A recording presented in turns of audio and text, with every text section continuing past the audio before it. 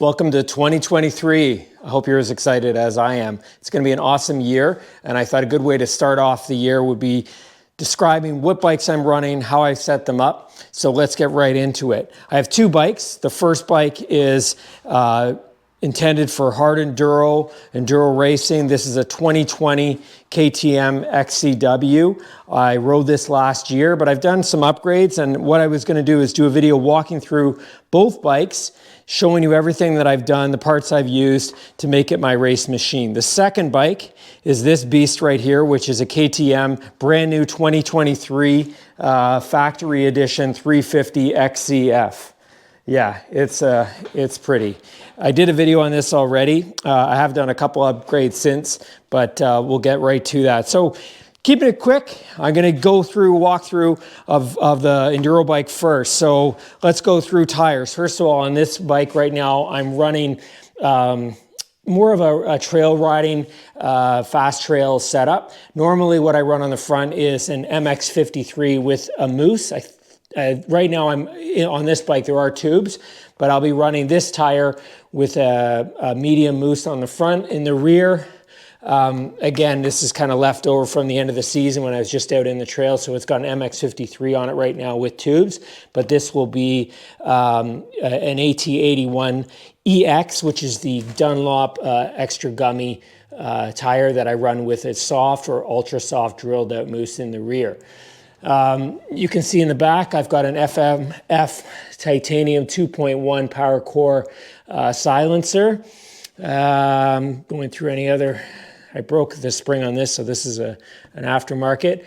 P3 sensor protector, standard OEM sprockets, nothing wrong with that. Carapax pegs, these pegs are very aggressive, as you can see. I absolutely love them. As intimidating as they may look, I haven't hurt myself on them yet. They're really good, and they're really good value, very, very durable. What else do we got on here? I've got the graphics kit is from SKDA. These are the new Big Iron Moto graphics kit for 2023, number 100, which is my number for Off-Road Ontario. I've got a pull strap here that I've made out of a lanyard actually, but it works really well. So you can see I just kind of drilled that in, and this will work perfectly fine.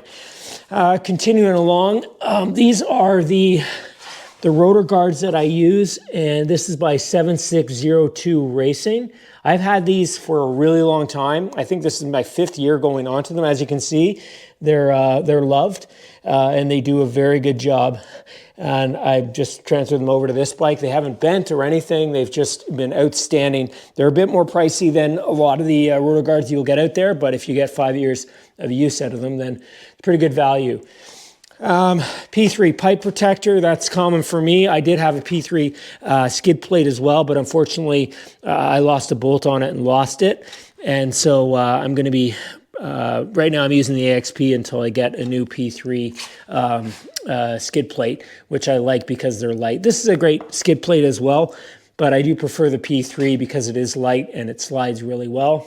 Moving along here, you can see I've got some extra parts into the bike that I use for enduro. As far as my setup goes, I've got levers on each side. So one here when I break levers, because I'm not running wraparounds, I'm running flags, and it isn't uncommon for me to break levers.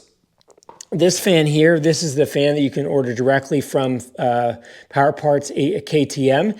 It's really easy to install. I've done a video on that, and you really just plug and play. It goes right into,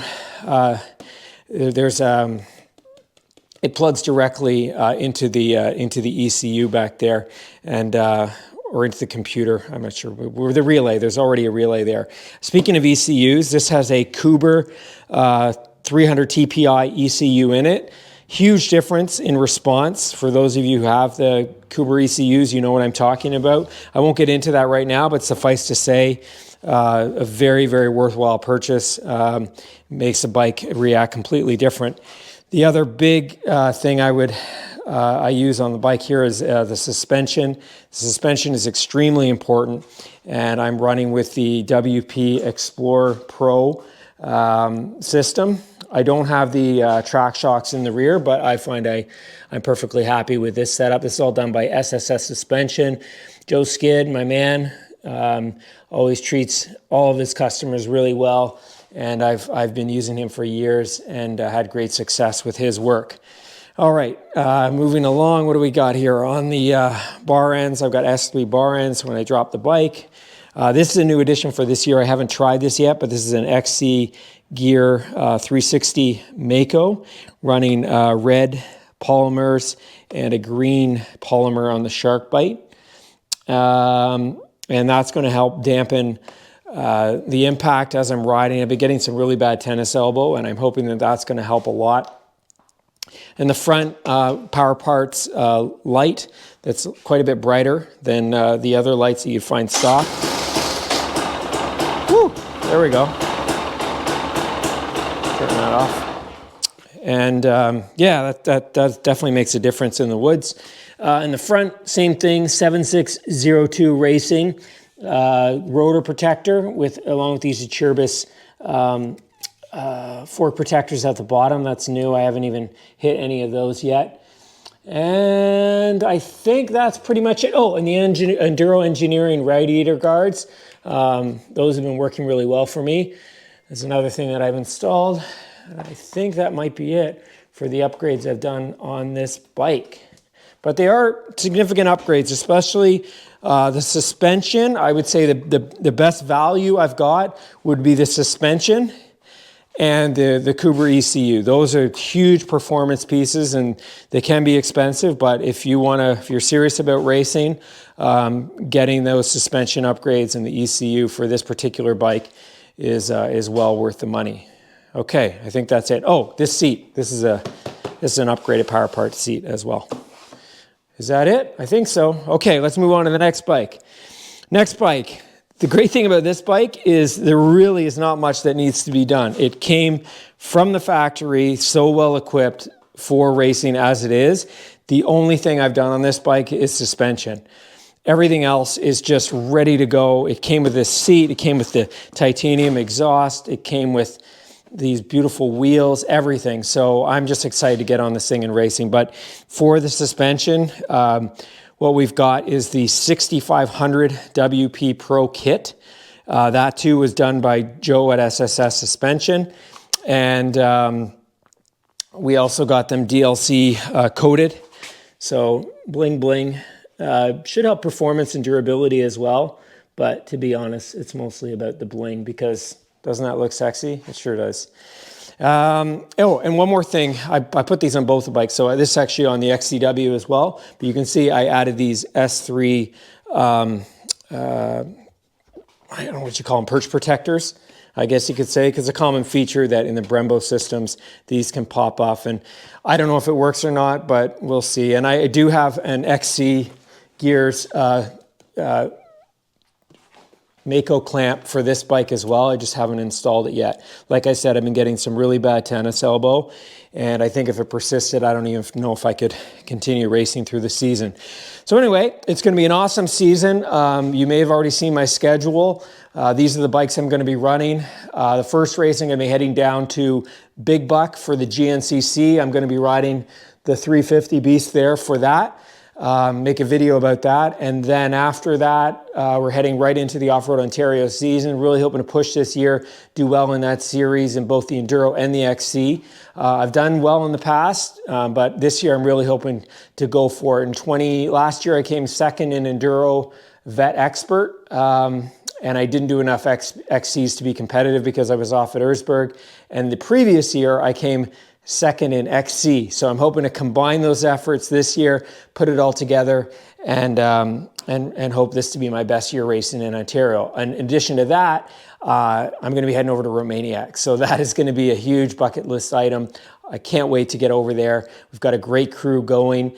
Really, really excited about that. We're going to be riding with the Jarvis team. So we're heading over with Graham Jarvis and his whole team. We've got all the bikes rented and reserved, and everything's paid for. It's just a matter at this point getting on a plane and going to Romaniacs. I'm going to be running the silver class this year, and yeah, I know it's crazy, and who knows what's going to happen, but I have been training hard, so I'm not under any misapprehensions of how difficult that race is going to be.